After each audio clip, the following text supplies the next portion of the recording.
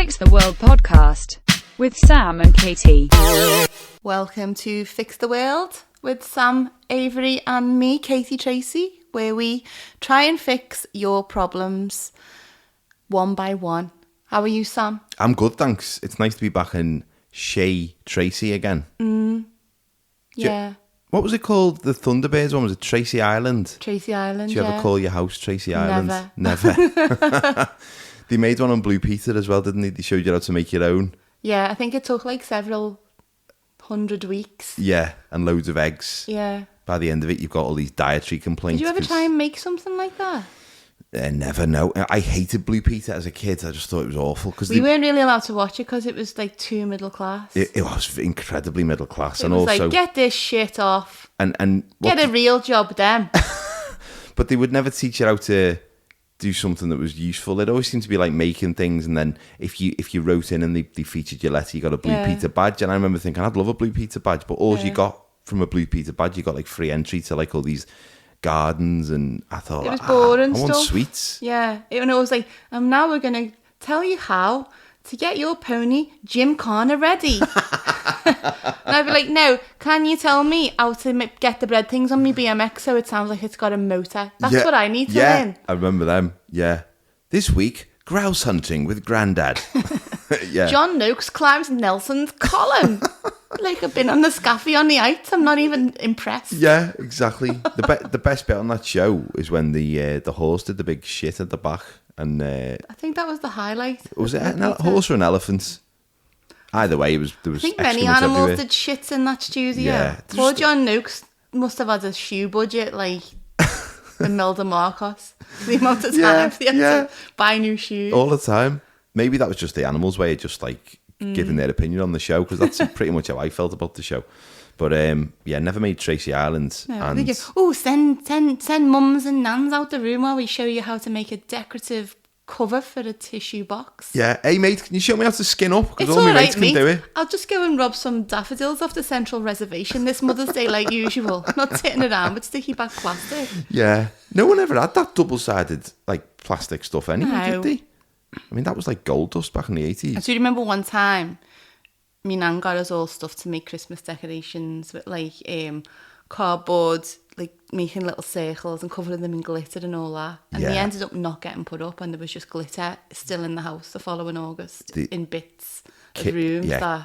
It's horrible. Kids' decorations is just, it's crap, innit? It's like, it just looks dead manky. We made loads, and I think my mum and dad just felt obliged to put it on the Christmas tree for a while, like, you know, like tinsel and stuff, and like bog roll holders with like bits of like glitter on and stuff, and we just stick it on the end of the tree. My brother made one. It was a kangaroo body and Rolf Harris's head, and obviously Well, that's how he used to draw himself, wasn't it? exactly, yeah. That's how he pulled the hood over all of us. He pretended to be half. That was also his alibi. Yeah. I was in the zoo with the other kangaroos. Look. Look. I've got a drawing of it. Yeah, look, listen to the Joey, see what he says. Yeah, so how have you been? Been up to Sound. anything? Up to nothing, really. We're and ahhing whether to go on holiday or not, because it's just like with all the restrictions, but I think you should go. I think I should go as well. We should just all try and just get back to normal now. Yeah, but then if we test positive while we're out there, we have to then quarantine in Spain for another 10 days. Now, I think if that was just me on my own, another 10 days in a hotel on my own, I don't think that'd be too bad. Yeah, but you're quarantined in your room. I just feel like it ends up being like Midnight Express, where you'd just be like holed up in a cell, covered in sweat, Yeah, just making like monuments out then your being own. released into the bright sun after 10 days, COVID-free, but riddled with like scary. Yeah, just all like weird like skin tags and stuff on your face and those Yeah. little marks on your nails. Like the singing detective covered in mosquito bites. But you're COVID-free, so it's sound. COVID free. How was it, Sam? It wasn't too bad. I've got hair for the first time in 10 years. All sorts of beard stuff. So this week we're gonna attack the subject of cookery programs. How are we going to fix cookery programs? Can we start this off by an admission from me and a question to you? Is that I don't watch that many cookery programs. Do you? I watch loads of cookery Okay, programs. so that should balance it out quite nicely then. If there's nothing on telly that I want to watch, I will stick on the Food Network. Unless, and there is a caveat here, unless it's Jamie Oliver, that goes off. Who's the other one I can't watch? It'll come back to me, but Jamie Oliver specifically makes me want to just boot me telly off the shelf. I find most of the top 5 famous ones quite annoying. Even I think it's because they're everywhere and the books are everywhere. I mean, someone like Joe Wicks, I think like he's got this great personal story about how he's works so hard. He's obviously just put loads of effort into what he does, but he's got a new book coming out every 3 minutes. And when I walk past Waterstones, it's just like Joe Wicks everywhere. Man needs to have a holiday. Yeah. Go on an all-inclusive, put some weight on. That's the thing, though. If someone becomes marginally popular, the media just overexposes them to the point where you're just like, I hate that prick. Yeah. Where you never used to. Not when there was 4 channels and not many books and no social media. You just get a little bit of everything. Social media's made us haters. It's made us hate ourselves and hate everyone else. But I suppose the cookery programs that I do know of and do really enjoy are probably the ones that are a bit more off the wall. Man vs. Food was one that I used to like. What's your favourite? My favourite cooking show, probably of all time, are the old Keith Floyd ones because they were hilarious. And he'd get absolutely smashed and he'd have a pan of boiling oil on a ship in the North Sea and it would be splashing everywhere and he wouldn't be asked because he'd be on the port. And he'd just be drinking, wouldn't he, all the way through? And he'd be just rude to his cameraman and rude to his director. He was just hilarious. But I love Nigella as well. Yeah. I love the way she owns what she does. I really appreciate that and think she's funny. Yeah, she's very distinctive. Yeah. Is she still kind of like mildly sexual, the way she talks about spatulas? Yeah, but she knows what she's doing. Yeah. What I don't understand is that she cooks in the kitchen and she'll do like a whole big meal and it'll just be fairy lights everywhere. And I'm thinking, put the fucking big light on. I can't see properly anyway, but I couldn't see a recipe. I wouldn't chop an onion finely with just fairy lights to be able to see it. No, you'd be losing bits of your fingers, wouldn't you? Your spotlights, girl. Put them on. Yeah, get them on. Make the most of all the money. But I think it's just obviously to filter as well. It's good. It's good for your face, innit? I look better in a dim light than a bright light, definitely. But I'm a really bad cook as well, I think. So I think that's why maybe I'm a little bit detached from some cooking programs because I can't really cook. I'm trying to learn, but I'm rubbish at like cutting up. Like you mentioned, cutting up an onion. That takes me 25 minutes to cut an onion up because I'm just so like fingers and thumbs all over the place. It takes practice if you're not used to doing it. But cooking programs really taught me to cook because like when we were kids, my granddad did all the cooking and he thought he was dead like into cuisine. He went away to sea. So we were like the first house in Kirby to have like curry. Oh yeah. Or like garlic bread. He'd make garlic bread from scratch with real garlic cloves and a baguette and he'd wrap it in foil and we'd be like, that stinks, I'm not eating that, that's that. And he'd be like, you like it, it's garlic bread. And we'd be like, no, not eating it. And then you'd eat it and go, actually that's nice. And then go to school and get bullied because your breath stunk. Like, what have you been eating? You stink. Oh, God, here she comes. Garlic bread But then girl. sometimes it'd be like things that were just not meant to be consumed by a human. Like you'd walk in and there'd be a big pressure cooker on the house, it'd stink and you'd be like, what's for tea? And he'd go, it's just some pig's tails. And you're like, what the fuck? Why are we eating like this? Yeah. Like Victorian pet, like urchins? Yeah. Just the boiling stuff that you found around the back. Yeah. Yeah. Or like you go in, what's for tea? Goulash. Who in Kirby eats goulash? Why? Why are we having goulash? It's 1982. It's a great word though, isn't it? We got offered that in school once and we all just kind of like chose pizza and chips because they used to give us a choice. I think it was about 8 and they said, you can have pizza and chips or you can have Hungarian goulash. And we all just laughed and went, yeah, all right. That's a funny comedy choice. We'll have the pizza and chips, please. And I think they knew that. I'm sure they weren't ready to make it. But yeah, Man vs. Food's probably my favourite. Yeah, I used to really like that. And I used to think I'd love to go to these diners where they sell all this stuff. But now they've started to repeat it on one of the channels and I saw an advert for it. And I was watching him just shove a gigantic whatever sandwich or something in his mouth. And I just thought, this is obscene. Yeah, the horrible. amount of food he consumes in one programme and the amount of like, I'm sorry to be like liberal about it and ruin the fun, but there's so much hunger in the world. And then you've got these programmes where people are just shoveling like 3 foot wide pizzas down the throat in an hour for a bet. Yeah, it's disgusting. It's absolutely disgusting, but I do love it. It's horrible. I think I'm because I'm an absolute pig myself when it comes to food, and I have to be really, really mindful of what I'm eating, because if I open the gates of hell, I'm all in for like days and days. I'm like an addict. I'll just open and I'll just be like pouring gravy onto me face, hot piping gravy, just like ah.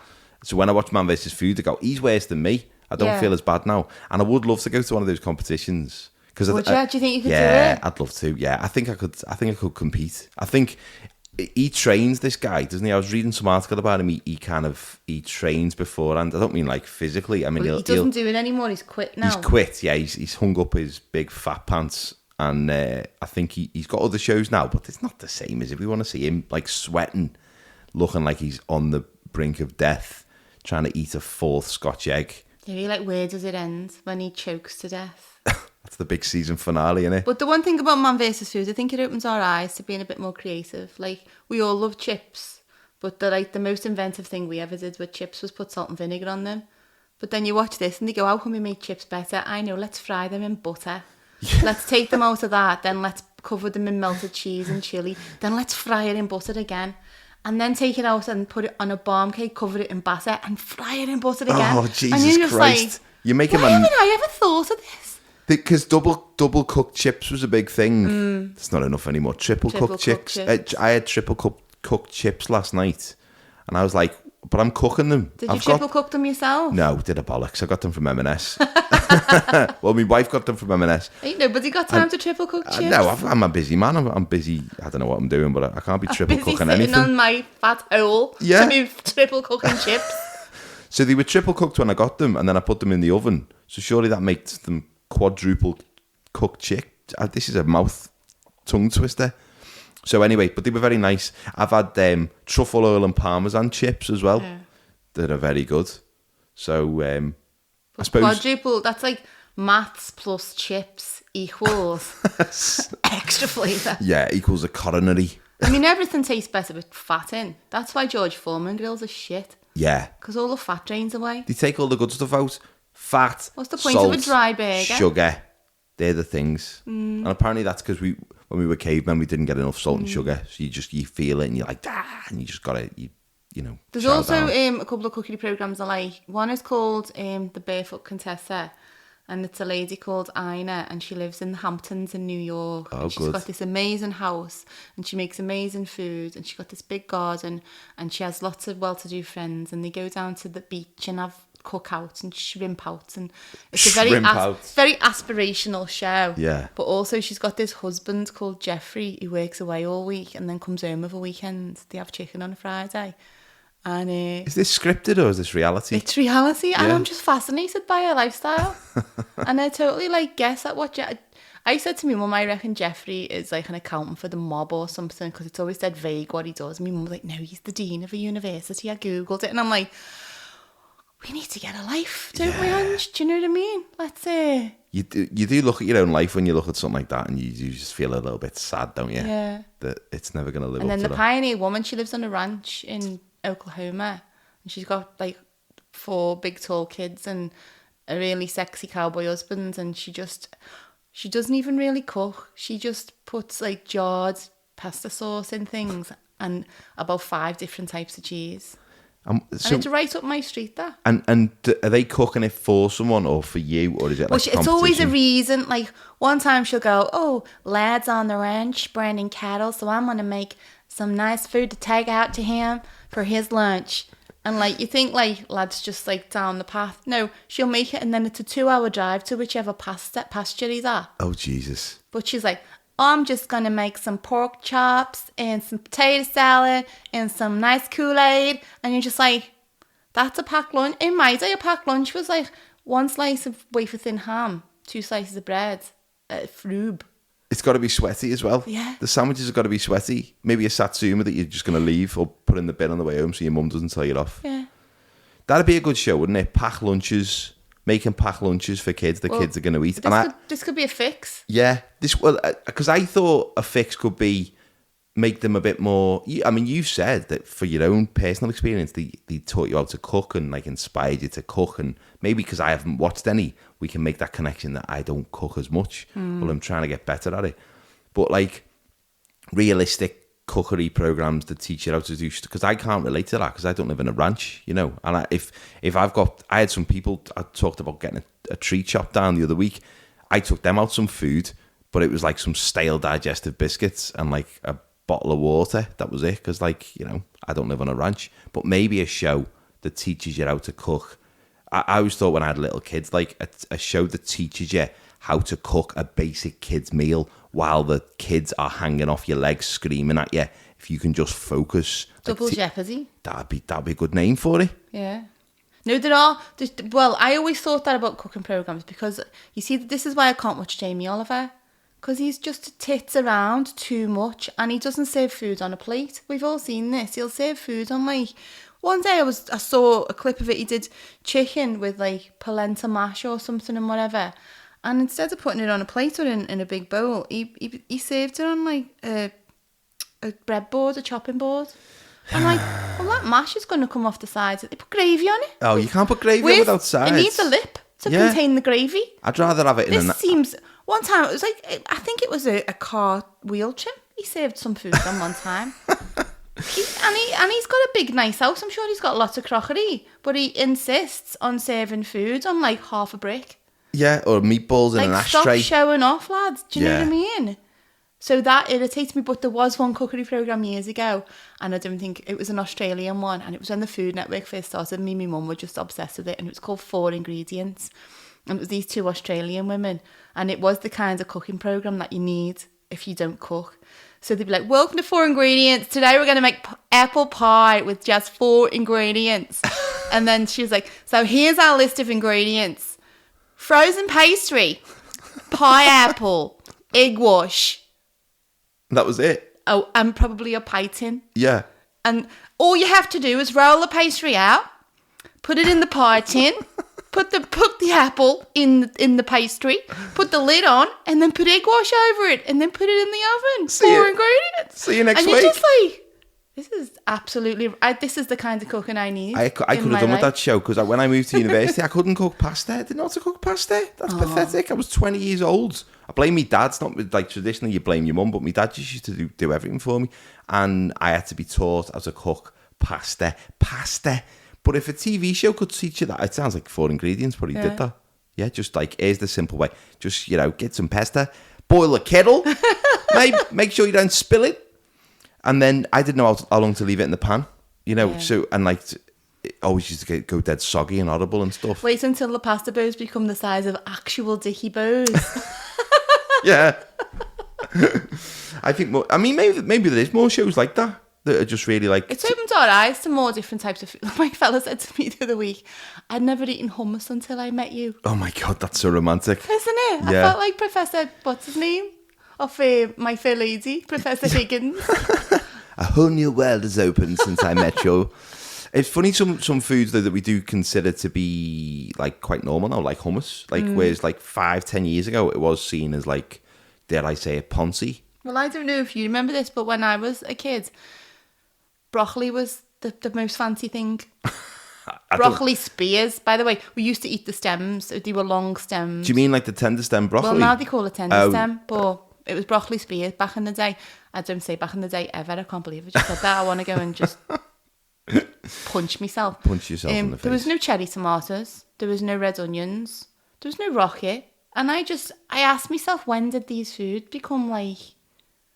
They were always there. They've always been there. Sweet potatoes, another one. We never had access to them. No, we never had kumquats when I was a kid. No. I don't think I've ever had one Potato, as an adult. cabbage, carrots, tangerines. It was all the basics, wasn't it? Yeah, broccoli, carrots. I hated carrots. Because vegetables can be quite nice, can't they? And I think you just got to introduce yourself to some different like flavours. But like maybe a fix would be more shows where they just... I suppose when you're moving out of home for the first time, that's when you need to like up your game in it and learn something and learn how to look after yourself. Yeah. And like get all the basic things that you need for a healthy diet into one you know, into one meal, because that's hard as well. Because when I went to university, I've just eaten pasta every day. Beige food. Every day, beige, yeah. And I just ballooned in size. That'd be good. No beige. No beige before Marbs. But like, if you were a contestant on a cookery show, how do you think you'd get on? I think I'd do all right, but that's the other thing. I used to love Masterchef, but I can't watch Greg Wallace because I just think he spoils everything that he's in. Is he just too intense? He opens his mouth too wide when he eats food. If I went on Masterchef, I think I'd do all right. But I think like some of the food on there is really quite fiddly, and I can't be doing with all this like, you know, foam and like all the trimmings, all the little weird trimmings all that the they have. Yeah, and the kinds of food they have, I'd come out and go, right, I need to go to the chippy now because that meal was insubstantial. I'm not full of foam. Yeah, foam's never filled anyone up, has it? Really? No. I couldn't eat any more. Do you want some more foam, love? I couldn't eat another spoonful. Do you want any more foam on your cod? Got loads there. Foamy cod for tea tonight, kids. I haven't watched Masterchef since Lloyd Grossman was on it, which is about 40 years ago, isn't it? Used to love that. But I used to go out with a girl who worked somewhere, and Lloyd Grossman was, I think he was like some kind of head of the charity that she worked for or something. He was connected in some way, but he was never there, obviously. And I phoned her up once, and I thought, I'm just going to pretend to be Lloyd Grossman, even though I can't really do an impression, and she'll know it's me. And I went like, hi, Susan, it's Lloyd here. And she went, oh my God, let me get my supervisor. I went, it's only me. It's like, not even a good impression. Sounds more like the Gremlins off Gremlins 2 that can talk. My nan used to fume at Kids Masterchef. What are these kids doing with this you? Why aren't they having sausage roll and beans? And then she went through a phase of like saying we had beans and tomato jus. I made pasta once with, I didn't have any pasta sauce, so I put a can of beans through a colander and used the bean jus with the pasta, which I thought at the time was pretty inventive. You're trying to impress someone. Just myself. And even that, the taste was disappointing. The idea was, I still stand by the idea, but the results were really poor. One time I decided I wanted to make a roast dinner at the last minute on a Sunday, and I had chicken and whatever, but I had no potatoes, and I had a box of Smash in the cupboard. Like, I don't even know why. I don't think we ever used it. And I thought, I know what I'll do. So I made the Smash, let it go cold, and then made little balls out of it and roasted it. And it's like the most inventive thing I've ever... Yeah. They were nice. Sounds all right, though. So maybe we could open a restaurant where we make like inventive yet kind of shit food. Yeah, I think the way we could fix it is have a cooking program that is geared towards people like us who just go and buy the Super 6 from the Aldi. Yeah, basic stuff, innit? Yeah. How you can make what you've got in your cupboard last. Yeah. Beyond, you know, the time that it's there. And also how far past the sell-by date there you go. What can you do with a tin of pilchards and tomato sauce and a chicken stock cube? You know, help me out, cooking programmes. Well, you could smash your window with the tin, climb out and then go the chippy. You'll walk into traffic because that's all you've got. Forget about it. You're not getting any enjoyment out of life. Are you a fan of the Bake Off?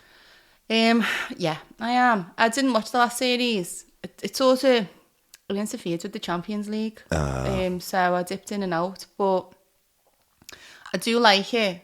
But